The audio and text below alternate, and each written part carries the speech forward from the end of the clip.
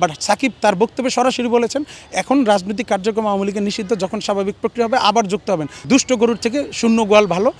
আসলে দেখেন, সাকিব আল হাসানকে নিয়ে আসলে আমার জায়গা থেকে কথা বলাটা আমি মনে করি দৃষ্টিকটু। আমি নিজে একজন জুলাই যোদ্ধা, আমি গুলিবিদ্ধ হয়েছি 20 জুলাই।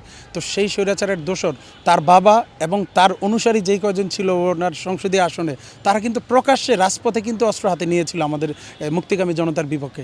সেই জায়গা থেকে কথা বলা দৃষ্টিকটু। তারপরেও কিন্তু আমাদের যিনি ক্রীড়া প্রতিমন্ত্রীর দায়িত্ব পালন করছেন আমিনুল হক ভাই কিন্তু 2 দিন আগেই বলেছিলেন যে ব্যক্তি সাকিবের বাদ দিয়ে যদি ক্রিকেটার সাকিব যদি তার জায়গা থেকে সেই সুযোগ নিতে চায়, সেক্ষেত্রে যেহেতু সরকার দলীয় সংসদ সদস্যের বাইরে গিয়ে একজন জনপ্রতিনিধি এবং ক্রিকেটের অভিভাবক হিসেবে কিন্তু উনি বলেছিলেন যে সেই জায়গাটা বিবেচিত হবে। কিন্তু ঠিক পরেই সংসদে অধিবেশনে কিন্তু জনাব তারেক রহমান সরাসরি বলেছেন যে যারা নাকি আসলে ব্যক্তি রাজনীতি বাদ দিয়ে ক্রিকেট অনুরাগী হিসেবে করতে চায় তাদেরকে হয়তো বা বিবেচনা করবে। উনি ওনার বক্তব্যটা এই ধরনের একটা বক্তব্য ছিল প্রধানমন্ত্রী।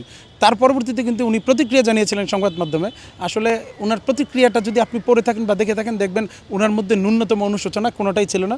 উনি জাস্ট একটা সিম্পল হিসেবে ধরে নিয়েছে একটা প্রধানমন্ত্রী হিসেবে উনি ওনার বক্তব্য দিতে পারে। বাট সাকিব তার বক্তব্যে সরাসরি বলেছেন এখন রাজনৈতিক কার্যক্রম আওয়ামী লীগের নিষিদ্ধ, যখন স্বাভাবিক প্রক্রিয়া হবে আবার যুক্ত হবেন। তার মানে সে এখনও যে ফেসিস্ট স্বৈরাচারী দোসরের যে অংশীজন ছিল সেটা থেকে নিজেকে এখনও দূরে সরায়নি, দূরে রাখতে চায়নি। ব্যক্তি সাকিব, ক্রিকেটার সাকিবের থেকে যে অনেক অধপতিত ব্যক্তি এবং অনেক নিচু শ্রেণীর নিচু মন মানসিকতার, সেটা তার ওই বক্তব্য থেকে প্রতিমান। তো সেই ক্ষেত্রে আমি ব্যক্তিগত জায়গা থেকে একটা আশাবাদ করব, এই ধরনের দুষ্ট গরুর থেকে শূন্য গোয়াল ভালো। সেই জায়গা থেকে বলবো এই ধরনের দুষ্ট গরুকে সুযোগ দিলে অন্য কেউ আসলে বকে যেতে পারে, নষ্ট হয়ে যেতে পারে, তাকে দূরে রাখাই ভালো।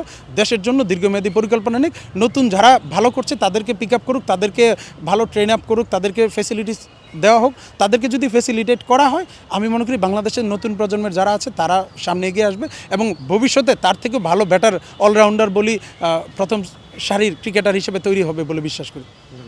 জি, ধন্যবাদ।